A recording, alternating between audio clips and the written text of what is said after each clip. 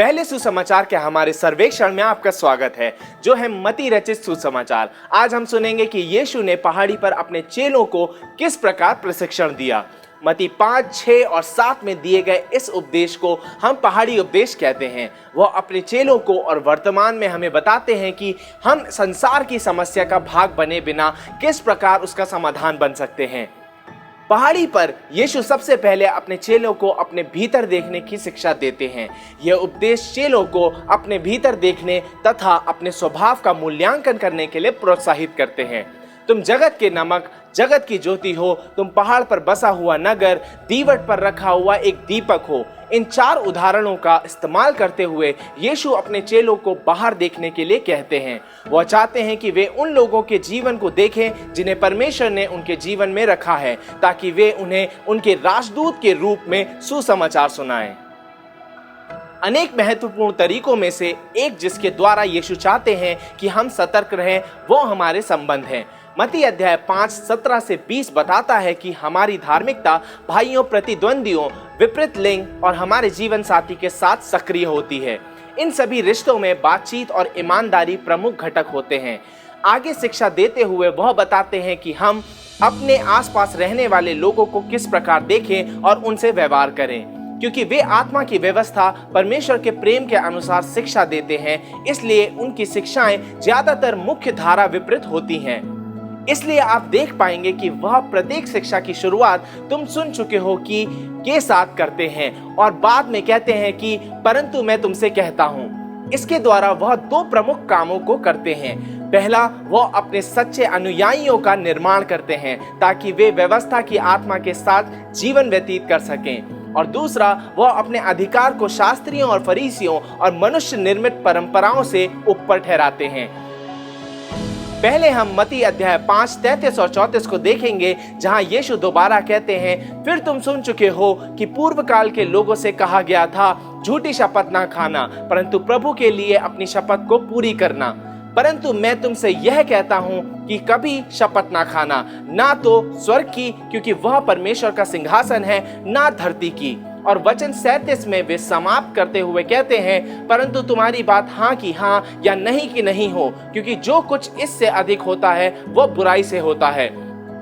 इस तरह से यीशु अपने चेलों को बातचीत में ईमानदारी के महत्व को बताते हैं। कई बार लोग ऐसी प्रतिज्ञाएं करते हैं जिन्हें या तो वे पूरा नहीं कर सकते, नहीं करते, या उन्हें भूल जाते हैं। यीशु हमें यहाँ शिक्षा दे रहे हैं कि जिन बातों को हम पूरा नहीं कर पाते हैं उनकी प्रतिज्ञा करना गलत है। आपकी बातें भरोसेमंद होनी चाहिए। जितने लोग यीशु के अनुयायी हैं उन्हें ईमानदार और पूरी रीति से भरोसेमंद होना चाहिए। किसी से बात करते समय जब आप हाँ कहें तो उसका मतलब हाँ होना चाहिए। यदि आप नहीं कहें तब उसका अर्थ नहीं होना चाहिए। अपनी बातों के पक्के बने। यीशु की अगली शिक्षा अति चुनौतीपूर्ण अर्थात शत्रुओं से संबंधित है। वचन 38-39 में यीशु कहते हैं, तुम सुन चुके हो कि कहा गया था, आंख के बदले आंख और दांत के बदले दांत, परंतु मैं तुमसे यह कहता हूँ कि बुरे का सामना ना करना, परंतु जो कोई तेरे दाहिने गाल पर थप्पड़ मारे उसकी ओर दूसरा भी फेर दे। क्या इसका अर्थ यह है कि जब कोई हम पर या दूसरों पर आक्रमण करे तब हमें अपना बचाव नहीं करना चाहिए? क्या सारे भविष्यवक्ताओं को बुराई को दंडित करते हुए न्याय करने के लिए नहीं बुलाया गया था? आइए इस संदर्भ में यीशु द्वारा कहे गए वाक्य पर ध्यान दें। जैसे हम इस बात में आगे बढ़ते हैं, हमें याद रखना चाहिए कि यीशु मूसा की शिक्षाओं का विरोध नहीं कर रहे हैं, वरन वह कह रहे हैं, मेरी शिक्षाएं शास्त्रियों और फरीसियों की परंपराओं से मेल नहीं खाती। मेरी शिक्षाएं परमेश्वर द्वारा मूसा को दिए गए वचनों को पूरा करने का उत्तम तरीका है। मूसा निर्गमन अध्याय 21-24 में कहते हैं, आंख के बदले आंख और दांत के बदले दांत। शास्त्री और फरीसी मूसा की उन्हीं शिक्षा को लेकर सिखाते हैं, अपने पड़ोसी से प्रेम रखो परंतु अपने शत्रु से बैर। मूसा ने कभी ऐसा नहीं कहा था। शास्त्रियों और फरीसियों के लिए आपके पड़ोसी का मतलब संगी यहूदी था। उनको छोड़कर बाकी सभी लोगों को आपके शत्रुओं की श्रेणी में रखा गया था। अतः वे वास्तव में कह रहे थे, यहूदियों से प्रेम करो, बाकियों से बैर करो। यीशु ने इस धारणा को ठीक किया। मूसा ने कभी नहीं कहा अपने शत्रुओं से बैर रखो। अपने शत्रुओं से प्रेम रखने की शिक्षा केवल नए नियम की शिक्षा नहीं है, वरन यह पुराने नियम की शिक्षा भी है। अश्शूर यहूदियों के सबसे बड़े शत्रु हुआ करते थे और योना से अपने शत्रुओं में जाकर इस मनसा से प्रचार करने के लिए कहा गया कि वे परमेश्वर के क्रोध से बच सकें। अतः पहाड़ी उपदेश की बात करते हैं तो यह कोई नई शिक्षा नहीं है। होशे अपनी पत्नी गोमेर के अविश्वास योग्य होने पर भी उससे प्रेम करता था। बैर करने वाले लोगों से प्रेम करना नए नियम के साथ साथ पुराने नियम की शिक्षा भी है। मूसा ने कभी यह नहीं कहा अपने पड़ोसी से प्रेम और अपने शत्रु से बैर करो, इसलिए यीशु ने कहा अपने बैरी से प्रेम करो। इसका अर्थ यह नहीं है कि लड़ाई हमेशा अनुचित होती है, ना ही यीशु यह सिखा रहे हैं कि व्यवस्था का पालन या सैन्य सुरक्षा नहीं होनी चाहिए। इसके बिना शैतान ठीक वैसे ही बेधड़क मनुष्यों का नाश करेगा जैसे उसने महाजल प्रलय से पहले के दिनों में किया था। यह परमेश्वर द्वारा मनुष्य की प्रवृत्ति को परखने के लिए उत्पत्ति अध्याय 9:6 में दी गई व्यवस्था से पहले के दिन हुआ करते थे, जिसमें उन्होंने कहा कि जो कोई मनुष्य का लहू बहाएगा उसका लहू मनुष्य से ही बहाया जाएगा, क्योंकि परमेश्वर ने मनुष्य को अपने ही स्वरूप में बनाया है। सरकारों और नगरपालिकाओं की जिम्मेदारियां कलीसिया से हटकर हैं। कलीसिया कोई सरकार नहीं है, लेकिन उसे एक संगठन और निर्धारित किए गए नियमों की आवश्यकता है। कलीसिया परमेश्वर के वे लोग हैं जो सारी जातियों के बीच में यीशु के राज्य के नियम का पालन करते हुए जीवन व्यतीत करते हैं। यीशु पहाड़ पर अपने चेलों से बात करते हुए यह बताते हैं कि उन्हें इस जरूरतमंद संसार के लिए किस प्रकार नमक और ज्योति बनना है। यीशु यहाँ पर संबंधों के बारे में बात कर रहे हैं। यह एक अलग स्तर का विचार और कार्य है। वह यह कह रहे हैं आपको अपने आपसी संबंधों में यह दिखाना चाहिए कि जानवरों की तरह उभारने और डराने से बेहतर जीवन जीने का तरीका उपलब्ध है। अतः जो महत्वपूर्ण प्रश्न यीशु पूछते हैं वह यह है, आप दूसरों से अलग कैसे हैं? आपको समस्या के बदले समाधान का हिस्सा होने के लिए दूसरों से अलग होना जरूरी है। जब वह कहते हैं तुम पृथ्वी के नमक हो, तब वह कह रहे हैं तुम दूसरों से अलग चंगाई देने वाले, बचाने वाले हो। यदि आप नमक को लेकर मांस के ऊपर लगा देते हैं तो मांस सड़ने से बच जाएगा, लेकिन अगर आप मांस के ऊपर मांस लगाते हैं तो कोई फायदा नहीं होगा। इसलिए यदि आप इस्तेमाल होना चाहते हैं तो आपको समस्या का हिस्सा नहीं वरन उसका समाधान होना होगा। जब आप अलग होने, चंगा करने वाले और संबंधों को परिरक्षित करने वाले बनने की इस शिक्षा का उपयोग करते हैं तो अपने आप वह प्रश्न सामने आ जाता है जो यीशु ने मत्ती 5:47 में किया था, तुम दूसरों से बढ़कर क्या कर रहे हो? जब यीशु हमसे अलग होने की अपेक्षा करते हैं तो इसका अर्थ है कि वह हमसे उस क्षेत्र में दूसरे लोगों की तुलना में अधिक काम करने की अपेक्षा करते हैं। हमारा दृष्टिकोण अधिक विविध तथा आत्मिक स्तर में ऊंचा होना चाहिए। इस कार्य को करने के लिए परमेश्वर के अनुग्रह की तथा दूसरों से अलग होने के लिए क्षमता दी जाने की आवश्यकता होगी। बल्कि नए नियम की पुस्तकें दर्शाती हैं कि हम नए नियम की शिक्षाओं का पालन करने के लिए दिव्य शक्ति प्राप्त कर चुके हैं, अर्थात पवित्र आत्मा की ओर से सामर्थ्य जो हमें केवल एक स्वार्थी मनुष्य से बढ़कर बहुत कुछ बनने में मदद करता है।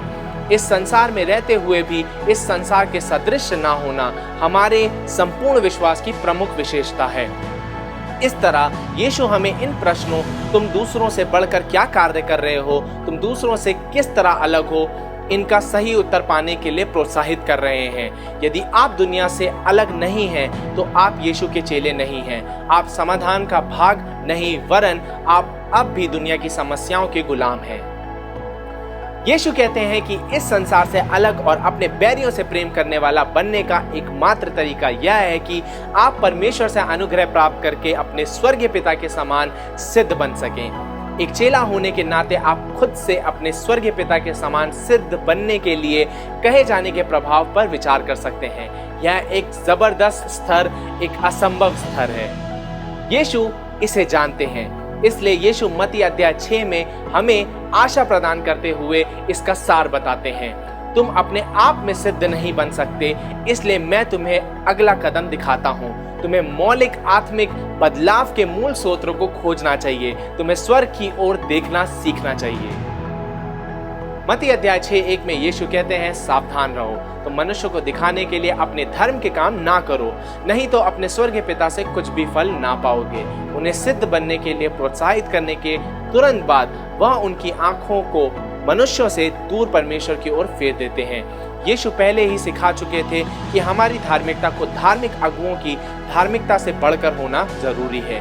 हमारा स्वभाव और हमारे काम दूसरों से बेहतर होने चाहिए। हमें यह भी बताया गया है कि अधिक धार्मिक होने पर अलग आशीषें मिलती हैं। लेकिन कामों को पूरा करने के लिए आत्मिक शक्ति पाना जैसे हमारे प्रयासों के प्रतिफल हमें स्वर्ग से मिलते हैं। इसलिए हमें प्रतिफल पाने के लिए संसार की ओर नहीं देखना चाहिए। हालांकि हम इस जगत में ज्योति के समान हैं और हमारे कार्य कभी छुप नहीं सकते, लेकिन हमें अपने धार्मिकता के काम किसी को दिखाने के लिए या संसार से प्रतिफल पाने के लिए नहीं करने चाहिए। यीशु हमें एक अनोखे व व्यवहारिक उदाहरण के द्वारा बताते हैं कि हम इस कार्य को कैसे कर सकते हैं। मत्ती अध्याय 6:2-4 में यीशु कहते हैं, इसलिए जब तू दान करे तो अपने आगे तूरी ना बजवा, जैसे कपटी सभाओं और गलियों में करते हैं, ताकि लोग उनकी बढ़ाई करें। मैं तुमसे सच कहता हूँ कि वे अपना प्रतिफल पा चुके। परंतु जब तू दान करे तो जो तेरा दाहिना हाथ करता है उसे तेरा बायां हाथ ना जानने पाए, ताकि तेरा दान गुप्त रहे, और तब तेरा पिता जो गुप्त में देखता है तुझे प्रतिफल देगा। यहाँ यीशु भलाई करने के आत्मिक अनुशासन पर बात कर रहे हैं। देना एक आत्मिक अनुशासन है। दान देना ऐसे कार्यों में से एक कार्य है जिसके द्वारा आपका विश्वास बढ़ता है और आत्मिक परिपक्वता में विकास होता है। यीशु कह रहे हैं, तुम्हारा दान देना स्वर्ग को दिखे, मनुष्य को नहीं। फरीसी और शास्त्री ऐसे रास्तों पर जाते हैं जहां बहुत भीड़ होती है, और वहां किसी भिखारी को देखते हुए वे सभी को दिखाने का प्रयास करते हैं कि वे धर्मार्थ कार्य कर रहे हैं। वे दूसरों को आकर्षित करने के लिए भलाई के कार्य करते हैं। यीशु अपने चेलों से कहते हैं, ऐसा ना करना। तुम्हारा दान परमेश्वर के लिए होना चाहिए। तुम दान मनुष्यों की सेवा करने से बढ़कर परमेश्वर की सेवा करने के लिए देते हो। जब आप अपने जीवन में दूसरों की भलाई करने के रूप में परमेश्वर के लिए भलाई के काम करते हैं, तब वह कार्य परमेश्वर की आराधना कहलाते हैं। जब आप दूसरों के लिए अपने हाथों और हृदय के द्वारा कार्यों को करते हुए संसार के प्रति परमेश्वर के प्रेम को दिखाते हैं, तो वह भी परमेश्वर की आराधना कहलाते हैं। यहाँ पर एक महान शिक्षा प्रदान की गई है। दान देने वाला तब भी देता है जब उसके पास देने को कुछ नहीं होता। दान देने में विश्वास योग्यता से आपकी आत्मिक सेहत का पता चलता है। यीशु यहाँ पर समझा रहे हैं कि यदि आप अपने धन का प्रबंध करने में विश्वास योग्य हैं और यदि आप परमेश्वर की आराधना के भाव से अपने दान को देते हैं, तब परमेश्वर आपको सच्चे धन अर्थात आत्मिक आशीषों से आशीषित करेंगे। यदि आप इस क्षेत्र में विश्वास योग्य नहीं हैं, तो परमेश्वर आपको आत्मिक आशीषों से वंचित रखेंगे। यहाँ इस बात पर जोर दिया गया है कि परमेश्वर द्वारा दैनिक रूप में प्रकट किए जाने वाले अनुग्रह के लिए आपको परमेश्वर के प्रति प्रेम और धन्यवाद के साथ दान देना चाहिए। बाइबल सिखाती है कि जब लोग परमेश्वर के राज के लिए बलिदान चढ़ाकर दान देते हैं, तब परमेश्वर लोगों को आत्मिक रीति से बढ़ाते हैं। तब परमेश्वर उनके प्रतिफल को आशीष देते और बढ़ाते हैं। भंडारीपन एक आत्मिक अनुशासन है जिसके द्वारा हम साबित करते हैं कि परमेश्वर संसार की किसी भी वस्तु से उत्तम और संतुष्ट करने वाले हैं। क्या अपने धन, समय तथा अन्य बहुमूल्य चीजों को लेकर आपका ऐसा रवैया है? इस अध्ययन के अंत में यीशु के ये वचन हमें अपने स्वभाव में देखने, हमारे संबंधों को देखने तथा परमेश्वर की सही तरीके से आराधना करने के लिए ऊपर देखने हेतु प्रोत्साहित करने पाएं। आइए हम देने के क्षेत्र में संसार की अपेक्षा से अधिक देने के हमारे व्यवहार और हमारे समर्पण के प्रति प्रतिबद्धता के महत्व को समझें। आइए हम परमेश्वर के प्रेम के प्रति सिद्ध बने और जो भी अवसर हमें एक विश्वास योग्य भंडारी बनने से मिलते हैं, उनमें परमेश्वर के अनुग्रह का इस्तेमाल करें। क्या आप वास्तव में परमेश्वर की आराधना के रूप में अपने बलिदान चढ़ाते हैं? यदि नहीं, तो आज ही से दान देने को अपनी आराधना का नियमित भाग बना दें।